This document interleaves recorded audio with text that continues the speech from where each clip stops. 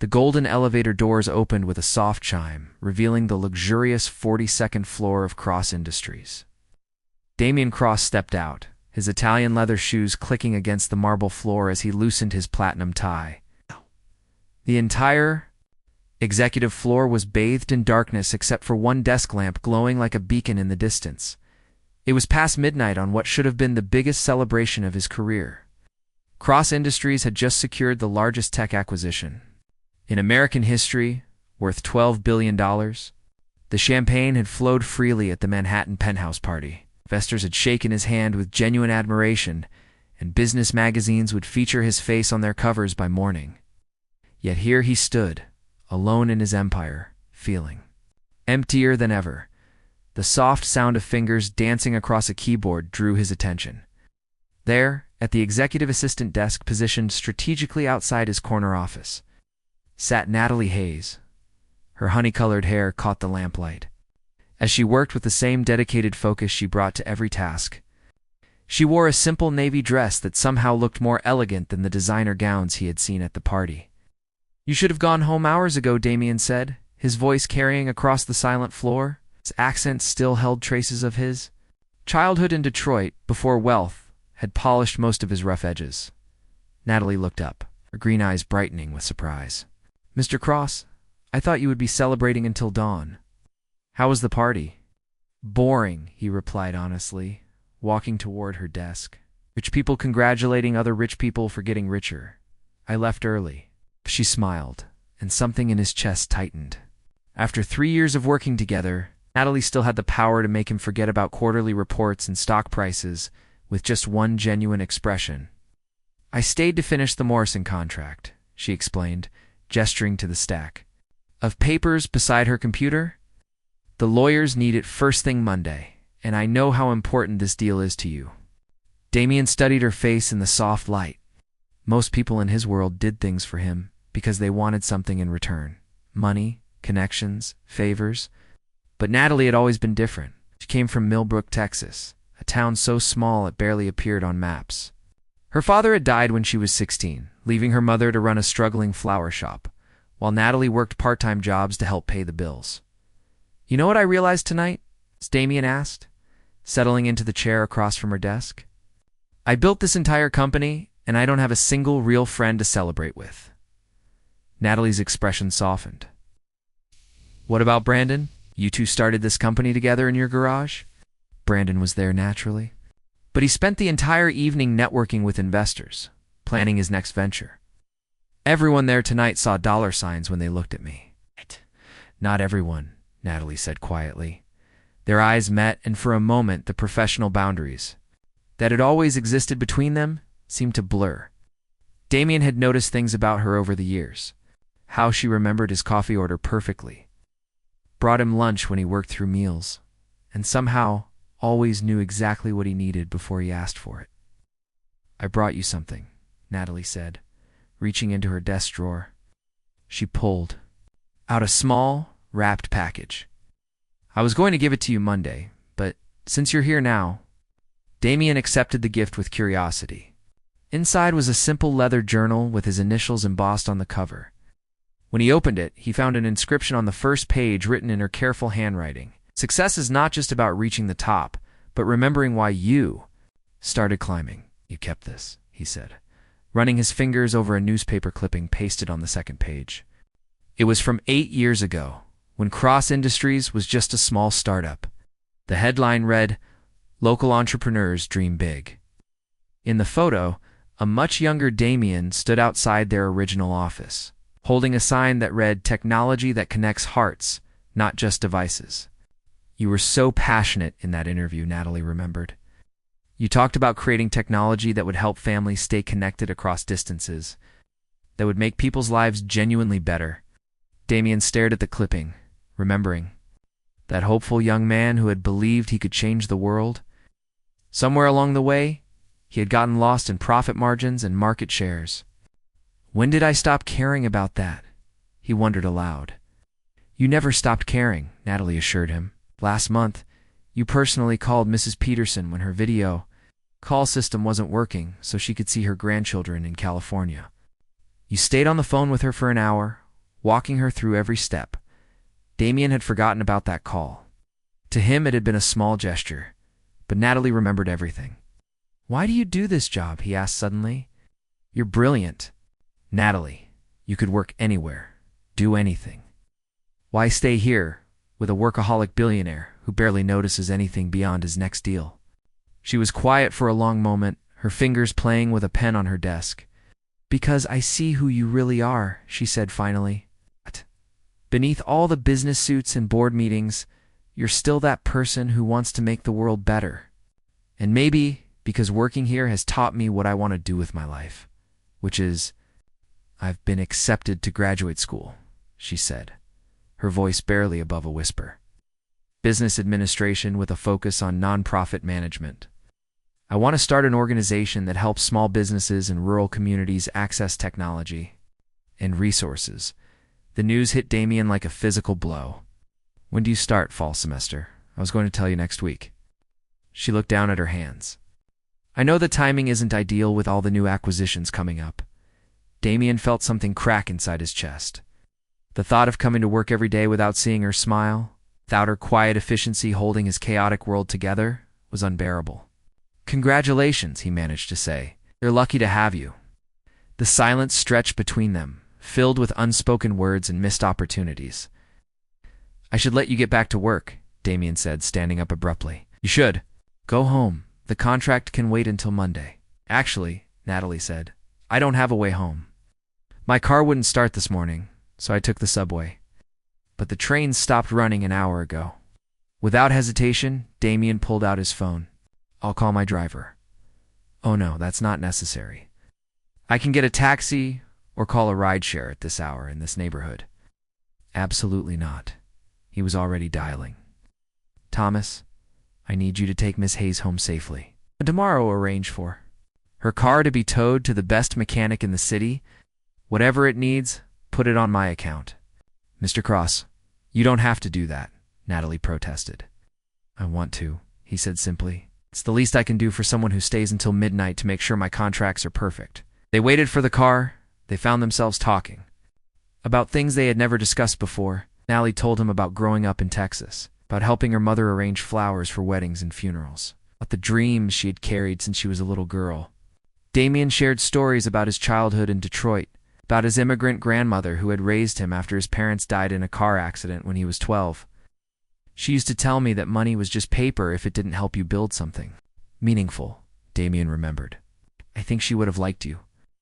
"I would have liked to meet her," Natalie said softly. When Thomas arrived, Damien walked Natalie to the elevator. As the doors began to close, she looked back at him. "Damien," she said, using his first name for the first time in 3 years. "Thank you for tonight, for talking with me like this." The elevator doors closed, leaving him alone on the 42nd floor. But for the first time in years, Damien didn't feel empty. He felt awake. The next few weeks passed in a strange, new rhythm. Damien found himself looking forward to work in a way he hadn't since the early days of the company.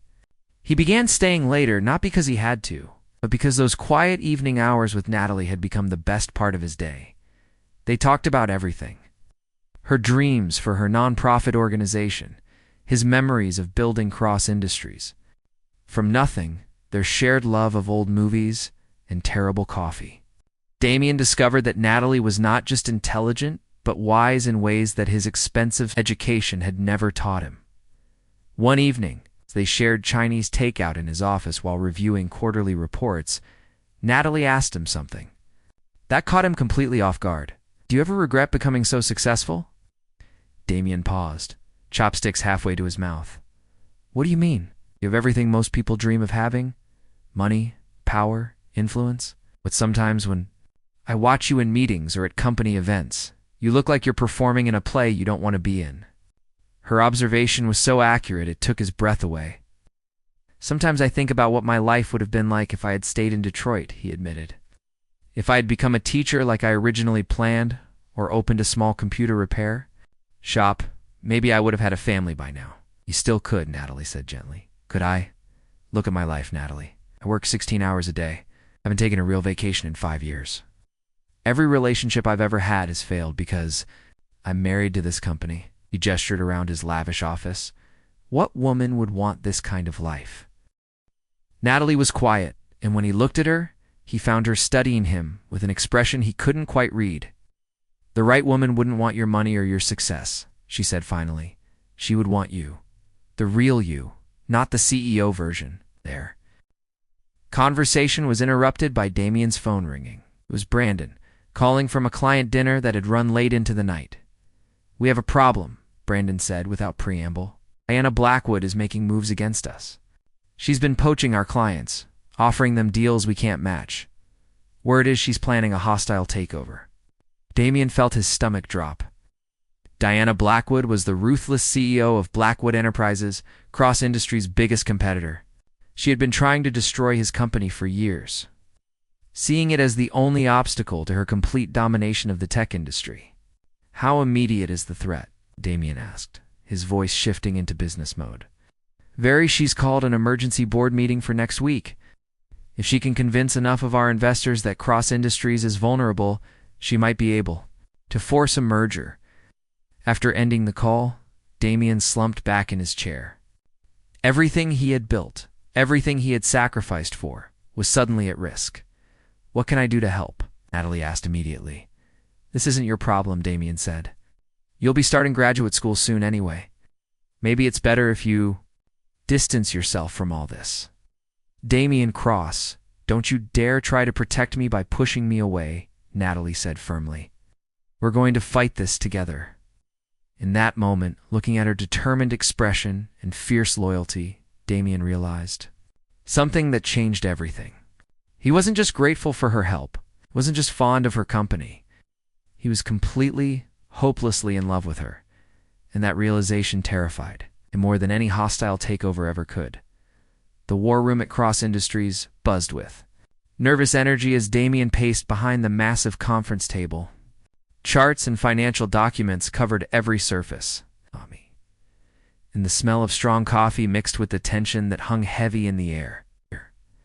It had been 3 days since Diana Blackwood announced her hostile takeover attempt, and sleep had become a luxury none of them could afford. Natalie sat at the head of the table, her laptop open as she coordinated calls with investors, lawyers, and board members.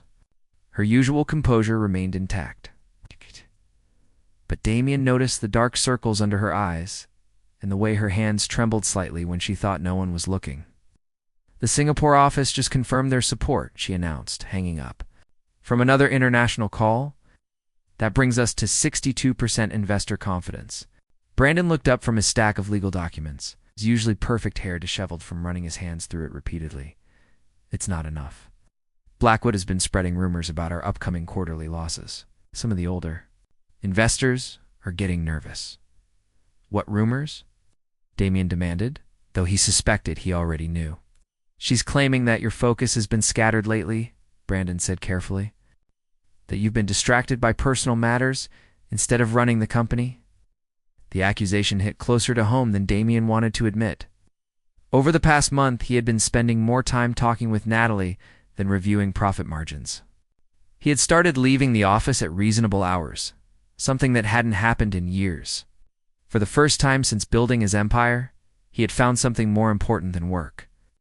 Let me handle the investor calls today, Natalie suggested. Sensing his frustration, I've worked with most of them for 3 years. They trust my judgment. Absolutely not, Damien said firmly. I won't let you get pulled deeper into this mess. You have graduate school to think about. Will you stop trying to make decisions? For me? Natalie stood up, her green eyes flashing with frustration. This company means something to me too. These people aren't just your investors and employees, they're my friends. The room fell silent as everyone stared at the normally soft-spoken assistant who had just challenged the billionaire. CEO. Brandon cleared his throat uncomfortably and gathered his papers. I'll give you some privacy, he said practically. Running from the room, once they were alone, the air between Damien and Natalie crackled with unspoken emotions. She stood at the far end of the conference table, her chin raised defiantly, looking nothing like the quiet girl from small-town Texas who had first walked into his office 3 years ago. Why are you really trying to keep me out of this, eh? Asked her voice softer now, but no less determined. Damien moved closer. Act close enough to see the flecks of gold in her green eyes. Because I can't bear the thought of you getting hurt because of my failures.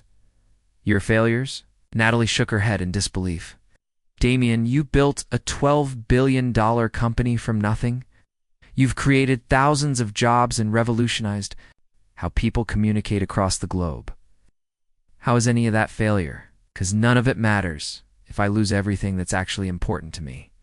The words hung between them, loaded with meaning neither of them was quite ready to address. Directly, Natalie's breath caught, and for a moment, Damien thought she might say something that would change everything between them. Instead, her phone rang with the sharp, urgent tone she had assigned to family calls. "It's my mother," she said, her face immediately shifting to worry as she answered. "Mama, what's wrong?" Damien watched as the color drained from Natalie's face. Her free hand gripped the edge of the conference table so tightly her knuckles turned white. "When did it happen?" Whispered into the phone. "How bad is it?" After what felt like an eternity, she hung up and looked at Damien with tears streaming down her cheeks. "There was a fire at my mother's flower shop," she said, her voice breaking. "She's in the hospital. Doctors think she inhaled too much smoke trying to save her inventory. They don't know if she's going to be okay." Without thinking, Damien crossed the room and pulled her into his arms. She collapsed against his chest, her carefully maintained composure finally cracking completely. "I have to go home," she said through her tears. "I have to be with her." "Of course," Damien said, stroking her hair gently. "We'll figure out the flights right now." "Flights?" Natalie pulled back to look at him. You don't think I'm letting you face this alone, do you?" "But the takeover of the company ... double quotes can wait," Damien said firmly. "Some things are more important than business." 2 hours later, they were on Damien's private jet heading toward Texas. Natalie had changed into jeans and a simple sweater, looking younger and more vulnerable than he had ever seen her. She stared out the window at the clouds below, her hands folded tightly in her lap. "Tell me about her," Damien said, settling into the seat across from her. "Your mother?" A small smile crossed Natalie's face despite her worry. "Her name is Carmen. She's tiny, maybe 5 feet tall, but she has the biggest heart in Texas. After my father died, she could have sold the flower shop and moved somewhere cheaper. Instead, she kept it running because it was the only flower shop in 3 counties. She said people needed beauty in their lives, especially during hard times." "Sounds like someone else I know," Damien observed quietly. "She taught me that success isn't about how much money you make," Natalie continued. "It's about how many people you help along the way." As the plane descended toward the small regional airport outside Millbrook, Damien felt like he was entering a completely different world. The landscape below was dotted with farms and small towns connected by straight country roads. Everything looked peaceful and simple compared to the glass towers and bustling streets of Manhattan. The hospital was a modest single-story building that served for surrounding counties. Inside, the waiting room smelled like antiseptic and old coffee. A young man who looked remarkably like Natalie jumped up from one of the plastic chairs when they entered. "Miguel," Natalie said, rushing into her younger brother's arms. "Stable," Miguel said immediately, knowing what his sister needed to hear first. "The doctor said her lungs are damaged, but she's breathing on her own now." Damien hung back, feeling like an intruder in this family moment, but Miguel noticed him and extended his hand. "You must be the famous boss," Miguel said with a tired smile. "I'm Miguel Hayes, the little brother Natalie probably never mentioned." "Actually, she talks about you constantly," Damien replied, shaking the young man's hand. "How's your engineering program going?" Miguel's eyes widened in surprise. "She told you about school? Your sister's very proud of you?" Over the next several hours, Damien got a crash course in small-town life. The hospital waiting room filled with neighbors and friends who had come to check on Carmen Hayes. Mrs. Johnson from the grocery store brought homemade sandwiches. Pastor Williams led a prayer circle. The high school principal stopped by to ask if there was anything the school could do to help. "Your mother is quite beloved," Damien observed to Natalie as they sat beside Carmen's hospital bed. The older woman was sleeping peacefully, her breathing steady but labored. She gave flowers to every bride in this county for 30 years, Natalie said, holding her mother's hand. She never charged full price if someone couldn't afford it. During the recession, she practically gave arrangements away for free because she said people needed something beautiful to remind them that better days were coming. Damien studied the woman lying in the hospital bed. Even unconscious, Carmen Hayes had a gentle strength about her that reminded him of her daughter. He could see where Natalie had inherited her compassion and determination. "The flower shop," Natalie said suddenly, as if remembering something terrible. "Miguel, how bad was the damage?" Her brother's expression grew somber. "It's pretty bad, Nat. The insurance might cover some of it, but you know how Mama always let the policies lapse when money was tight?" Damien saw the despair cross Natalie's face as she realized what this meant. Even if her mother recovered fully, the family business that had supported them for decades was gone. That evening, while Natalie stayed at the hospital, Damien asked Miguel to drive him through the town. Millbrook was exactly what he had expected based on Natalie's descriptions. Main Street consisted of 2 blocks of small businesses, most of them family-owned for generations. The flower shop stood at the corner of Main and First Street, its windows boarded up and the interior gutted by smoke and water damage. "She built that place from nothing," Miguel said, as they stood looking at the ruined building. "After Dad died, everyone expected her to sell out and move to Dallas, where she could find work. Instead, she took out a loan and bought this building. Natalie was only 16, but she worked there every day after school learning the business." "Will happen now?" Damien asked. "I don't know.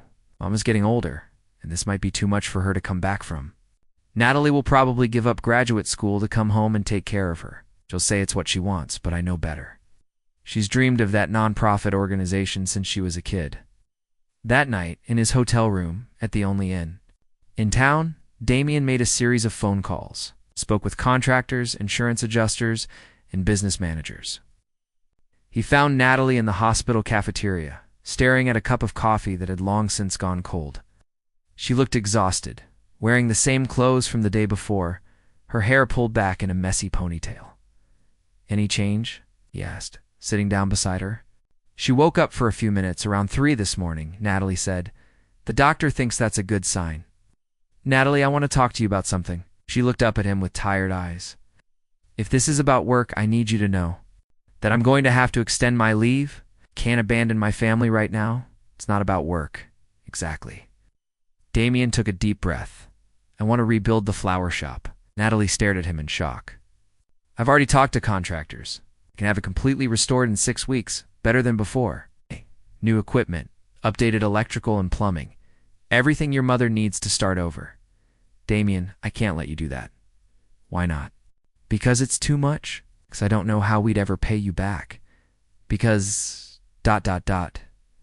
She struggled to find the words. "Because I don't know what you want in return." The hurt that flashed across Damien's face made her immediately regret her words. "I don't want anything in return," he said quietly. "I want to do this because your mother is important to you, and you're important to me." "How important?" Natalie asked, her voice barely above a whisper. Before Damien could answer, Miguel burst into the cafeteria with a huge grin on his face. "She's awake," he announced, "and asking for both of you." Carmen Hayes was sitting up in bed when they entered her room, looking small but alert. Her eyes immediately found Damien, studying him with the shrewd assessment of a woman who had raised 2 children alone. "So you're the man who's been working my daughter to death," she said, her voice raspy but warm. Mama Natalie protested, but Carmen waved her off. "I hear you brought her home when I needed her," Carmen continued, still looking at Damien. "I also hear you've got some fancy ideas about fixing up my shop." Damien moved closer to her bedside. "Mrs. Hayes, I'd like to help if you'll let me." "And what exactly do you get out of this deal, Mr. Cross?" The directness of the question caught him off guard. Here was a woman who had nearly died saving her life's work, lying in a hospital bed, and she was interviewing him like a potential business partner. "Get to see your daughter smile again," he said honestly. "I get to know that someone who has given so much to her community can keep doing what she loves. And maybe I get to learn what it means to be part of something that actually matters." Carmen studied his face for a long moment, then looked at her daughter. Something passed between mother and daughter, a communication that needed no words. All right, Mr. Cross, Carmen said finally. You can rebuild my shop. But I have conditions. Name them. First, this is a loan, not charity. We'll pay you back every penny, even if it takes 20 years. Mrs. Hayes, second Carmen, continued ignoring his protest. You learn? The flower business. If you're going to be part of our lives, you need to understand what we do and why we do it. Natalie looked between her mother and Damien, her heart racing at the implications of her mother's words. And third, Carmen said, her eyes twinkling despite her exhaustion, you call me Carmen? Any man who drops everything to fly my daughter home when she needs him has earned the right to first names. As Damien agreed to Carmen's terms, he felt something shift inside his chest. For the first time in his adult life, he was committing to something that had nothing to do with profit margins or market share. He was choosing love over logic, heart over business sense. And it felt like the smartest decision he had ever made. 6 weeks had passed since the fire, and Millbrook, Texas had never seen anything like the transformation happening on Main Street. The old Hayes flower shop had been completely rebuilt, but Damien had gone far beyond simple restoration. The new building featured floor-to-ceiling windows that filled the space with natural light, a state-of-the-art refrigeration system for the flowers, and a charming apartment above the shop where Carmen could live without worrying about rent. But the real surprise was Damien himself. The billionaire CEO, who once wore $1,000 suits to board meetings, now spent his mornings in jeans and work boots, learning to arrange flowers under Carmen's patient guidance. His expensive leather shoes had been replaced by practical sneakers, and his perfectly styled hair was often dusted with pollen. Your tulips are drooping again, Carmen observed from her wheelchair, where she supervised operations while recovering from her lung treatments. Flowers can sense when you're distracted, you know? Damien looked up from the arrangement he had been struggling with for the past 20 minutes. Through the shop window, he could see Natalie across the street at the post office, laughing at something Miguel had said as they collected the mail. The sound of her laughter had become his favorite music over the past month and a half. I think I'm beyond help with the flowers, Damien admitted, stepping back from his lopsided creation. The flowers aren't your problem, Carmen said wisely. Your heart is pulling you in 2 directions, and until you choose one, everything else will suffer. Before Damien could respond, his phone rang with the tone he had assigned to Brandon. He had been dreading this call for days. I have to take this, he told Carmen, stepping outside into the Texas sunshine. The board meeting is tomorrow, Brandon said without preamble. Blackwood has convinced 3 more investors to back her takeover. We're down to 51% support, and that's if everyone who promised to back us actually shows up. Damien felt the familiar weight of responsibility settling on his shoulders. What about the Morrison contract? Did that help convince the Singapore investors? It helped, but it's not enough. Damien, you need to come back to New York. Tonight, your presence tomorrow is the only thing that might save the company. Through the flower shop window, Damien could see Carmen watching him with concern. Over the past 6 weeks, she had become like the grandmother he had lost years ago. She listened to his stories about building Cross Industries, offered advice when he struggled with business decisions, and somehow always knew exactly what to say when he felt overwhelmed. I'll catch the next flight, Damien said finally. When he returned to the shop, Carmen took one look at his expression and knew what the call had been about. You have to go back, she said. It wasn't a question. The company is about to be destroyed, Damien explained. Everything I've built for the past 8 years could be gone by tomorrow evening. Carmen nodded thoughtfully. And what happens if you save the company? What do you mean? What happens to you? Do you go back to working 16-hour days? Do you go back to that empty office and that lonely apartment? Do you go back to being the man my daughter described when she first started working for you? The questions hit him like physical blows because he knew the answers. If he saved Cross Industries, he would return to his old life. The board would expect him to prove his commitment by working even harder than before. There would be no more quiet evenings talking with Natalie, no more flower arranging lessons with Carmen, no more Sunday dinners with Miguel, where they argued about football and politics. There's always a choice, Carmen replied. The question is what you're willing to sacrifice to make it. That evening, the entire Hayes family gathered at the hospital for Carmen's final checkup before being discharged. Dr. Robert Kim, the young physician who had treated Carmen since the fire, smiled as he reviewed her test results. "Your lung function is at 90%, he announced. "It's better than I dared hope 6 weeks ago. You can go home tomorrow." Carmen beamed, but her joy was tempered by the sadness she could see in Damien's eyes. Natalie had been unusually quiet all day, sensing that something was wrong but unable to figure out what. After the doctor left, Miguel announced that he was going to the cafeteria to get celebration snacks, leaving Damien and Natalie alone with Carmen. "I have to go back to New York tonight," Damien said quietly. Natalie's face went pale. "Is everything all right with the company?" "No," he admitted. "Diana Blackwood is making her final move tomorrow. I'm not there for the board meeting. Cross Industries will cease to exist." "Then you have to go," Natalie said immediately, though her voice trembled slightly. "Do I?" Damien asked, looking between the two women who had become his family over the past 6 weeks. "What kind of question is that?" Natalie stood up, her green eyes flashing with a mixture of confusion and fear.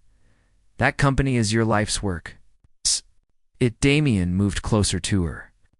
"Or is it just something I built because I didn't know what else to do with my life?" Carmen watched the exchange with the keen interest of someone who had been waiting for this moment since the day Damien had first walked into her hospital room. "Damien, you're scaring me," Natalie said. "What are you really saying?" "I'm saying that 6 weeks ago I thought success meant having the biggest company and the most money. But living here, working in the flower shop, having dinner with your family every night, I've learned something I never understood before." He took her hands in his heart racing as he prepared to say words that would change everything between them. "I've learned that success means waking up every morning excited about the day ahead. It means caring about people who care about you. It means building something that makes the world a little bit better. Even if it's just a flower shop that brings beauty to a small town." Tears began streaming down Natalie's cheeks. "But Cross Industries employs thousands of people. All those jobs, all those families who depend on the company, and they'll find other jobs with other companies," Damien said. "But I'll never find another you." The confession hung in the air between them like a bridge neither was sure they were ready to cross. "Are you saying you're willing to let your company be destroyed?" Natalie whispered. "I'm saying I'm willing to choose love over business. For the first time in my life," Carmen cleared her throat softly from her hospital bed. "If I may interrupt this romantic moment," she said with a smile, "I think you might be looking at this the wrong way." Both Damien and Natalie turned to her in confusion. "What if the choice isn't between love and business?" Carmen continued. "What if the choice is between the old way of doing business and a new way?" "I don't understand," Damien said. Carmen's eyes twinkled with mischief. "Miguel, get back in here," she called loudly. Her youngest child appeared in the doorway with an armload of snacks and a guilty expression. "Were you listening at the door?" Natalie accused. "Maybe a little," Miguel admitted sheepishly. "But Mom asked me to research something while you two were being obliviously in love." He pulled out his laptop and set it on Carmen's hospital table. "Diana Blackwood's company is built on aggressive acquisitions and cost-cutting. She destroys companies by firing employees and selling off assets. But what if Cross Industries became something she couldn't touch?" "Such as?" Damien asked, intrigued despite himself. "A benefit corporation," Miguel said excitedly. "A company that's legally required to consider social and environmental impact alongside profit. Blackwood couldn't acquire it because her business model doesn't fit the legal requirements." Natalie stared at her brother in amazement. "When did you learn about benefit corporations?" "When I realized my sister was in love with a billionaire who might need some creative legal advice." Miguel grinned. Damien felt his mind racing as he considered the possibilities. If Cross Industries became a benefit corporation, we could focus on projects that actually help people. Technology for rural communities, communication systems for families separated by distance, educational programs for underprivileged kids, everything. "You originally dreamed of doing," Natalie said softly, remembering their conversations about his early vision for the company. But I would still need to be in New York for the board meeting tomorrow, Damien realized. And even if this works, running a benefit corporation would still require me to travel constantly. I can't ask you to give up graduate school to wait. For me, what if you didn't have to choose between New York and Texas? Carmen asked mysteriously. Before anyone could ask what she meant, Jessica Torres, Natalie's college roommate and now a nurse at the hospital, knocked on the door. Sorry to interrupt, Jessica said, but there's someone here to see Mr. Cross. She says it's urgent business. A moment later, Diana Blackwood herself walked into the hospital room. She was exactly as Damien had always pictured her, tall and elegant with silver hair and cold blue eyes that missed nothing. She looked completely out of place in the modest hospital room, wearing a designer suit that probably cost more than most people in Millbrook made in a month. So this is where the great Damien Cross has been hiding, Diana said, her voice dripping with condescension. Playing house in the middle of nowhere while his company falls apart, Diana, Damien said calmly. I wasn't expecting you in Texas. I wanted to see for myself what could possibly be more important than saving your life's work. Shh, Diana replied, her gaze moving dismissively over Carmen's hospital bed and the modest surroundings. I have to admit, I'm disappointed.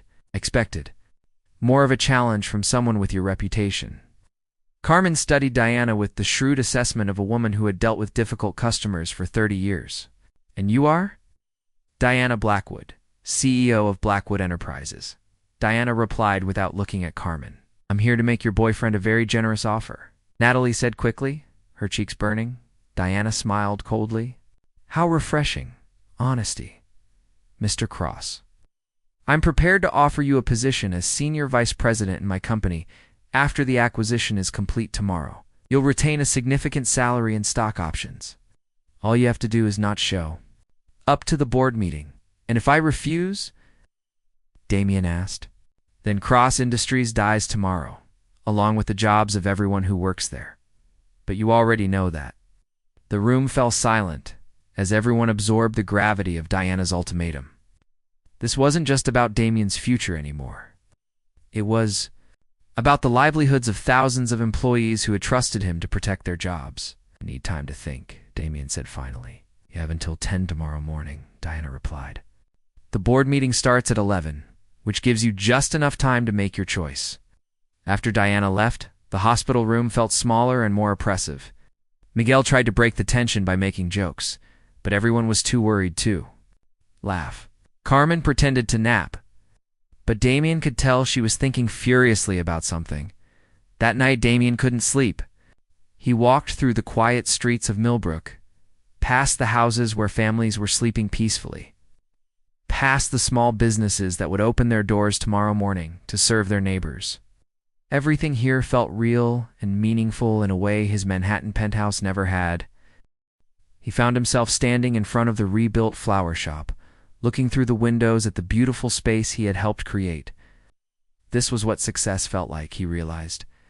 Not the abstract numbers on a financial report, but the tangible proof that his actions had made someone's life better. Couldn't sleep either. Natalie's voice came from behind him. He turned to find her approaching, wrapped in a cardigan against the cool night air. She looked beautiful in the moonlight, her hair loose around her shoulders and her eyes soft with concern. I keep thinking about all those employees, Damien said. People with families and mortgages and dreams. If I don't show up tomorrow, they lose everything. And if you do show up, Natalie asked, I probably lose anyway. Diana has been planning this for months. She has more resources and more investor support. They stood together in comfortable silence, looking at the flower shop that had brought them together in ways neither had expected. What does your heart tell you to do? Natalie asked finally. My heart tells me to stay here with you and let the rest of the world figure itself out, Damien admitted. But my conscience won't let me abandon people who trusted me. Natalie moved closer, close enough that he could smell the subtle floral scent of her shampoo. Then maybe the answer isn't choosing between staying and going. Maybe the answer is changing the game entirely. What do you mean? Instead of answering, Natalie pulled out her phone and showed him a text message from Miguel. He's been busy tonight. The message contained a link to a crowdfunding page titled Save Cross Industries. Technology for Good. Below, it was a detailed plan for converting Cross Industries into a benefit corporation, complete with projected budgets, social impact goals, and employee ownership options. Miguel created this, Damien asked in amazement. With help from some of his engineering classmates and a few law students from my graduate program, Natalie explained. The page went live 3 hours ago. It's already raised $2 million from small investors who believe in your original vision for the company. Damien stared at the screen, overwhelmed by the generosity of strangers who were willing to invest in a dream they had never heard of before tonight. There's more, Natalie said, scrolling down to show him messages of support from Cross Industries employees. Word leaked about Diana's ultimatum. Your employees started an online campaign to keep the company independent. They're offering to take pay cuts, work extra hours, whatever it takes. They would do that? They would do that for you, Natalie corrected. Because despite what Diana Blackwood thinks, you're not just a CEO to them. You're a leader who cares about people. As dawn broke over Millbrook, Damien made his decision. He called Brandon and asked him to set up a video conference with the board of directors. Then he called a local news station and arranged for them to broadcast the meeting live at exactly 11 o'clock Eastern Time. Board members gathered in the Cross Industries conference room in Manhattan, while Damien sat in Carmen's flower shop in Texas, surrounded by the Hayes family and half the town of Millbrook. Ladies and gentlemen, Damien began, looking directly into the camera. I'm calling this meeting to propose a fundamental change in how Cross Industries operates.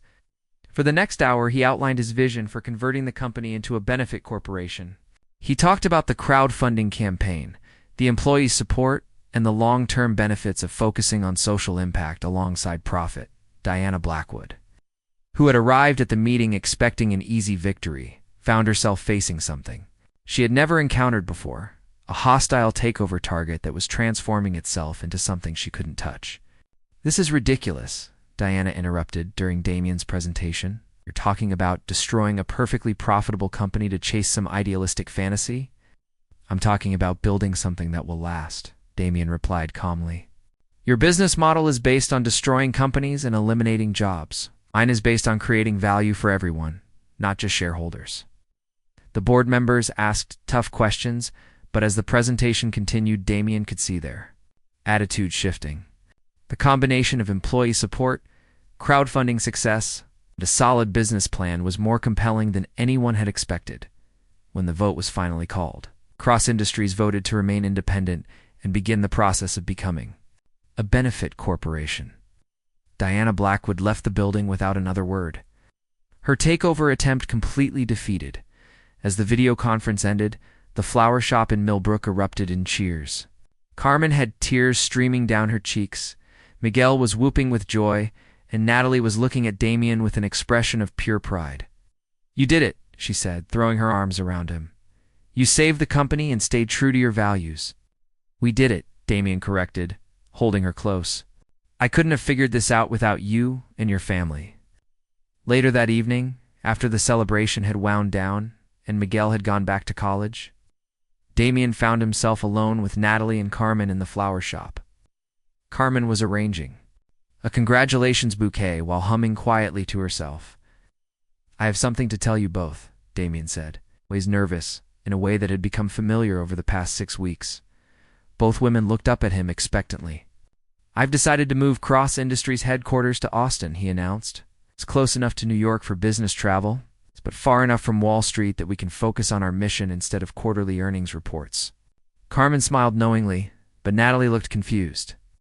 That's wonderful, Natalie said carefully. But what does that mean for you? It means I can be close to the people who matter most to me, Damien said, taking her hands in his. It means I can have dinner with your family every Sunday and help your mother with the flower shop and maybe, if you'll let me, convince you that some dreams are worth changing your plans for. Natalie's eyes filled with tears as she realized what he was asking. Are you proposing to me in my mother's flower shop? She whispered. Not exactly, Damien said, pulling a small velvet box from his pocket.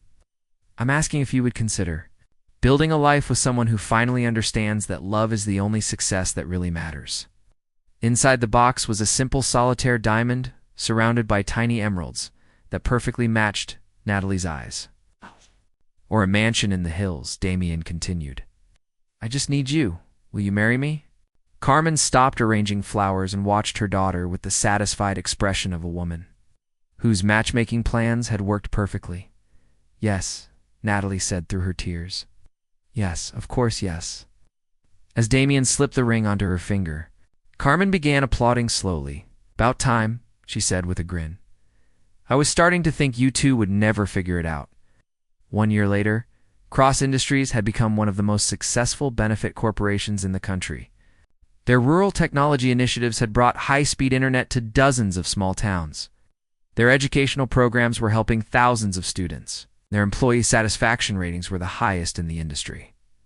Damien and Natalie were married in a simple ceremony in Millbrook, with the entire town in attendance. Instead of a honeymoon in Europe, they spent 2 weeks working with disaster relief organizations, using Cross Industries technology to help communities rebuild after natural disasters. Carmen's flower shop had become the unofficial headquarters for Cross Industries' community outreach programs, and she had hired 3 part-time employees to help with the increased business. Miguel had graduated with honors and accepted a position with Cross Industries, where he was developing new applications for rural communities. And every Sunday, the Cross family gathered for dinner at Carmen's house, where the billionaire CEO who had once eaten alone in his empty penthouse now found himself surrounded by the love and laughter he had never known he was missing. Any regrets? Natalie asked one evening, as they sat on the porch swing Carmen had installed behind the flower shop. Damien looked at his wife, radiant in the golden light of the Texas sunset, and then at the town spread out before them, where people were living simple, meaningful lives. Only that it took me so long to realize what real success looks like, he said, pulling her closer in the distance. They could hear Carmen inside the shop, humming as she arranged flowers for tomorrow's weddings and celebrations, creating beauty. For people who needed reminding that better days were always ahead, and for the first time in his life, Damien Cross knew exactly what that felt like.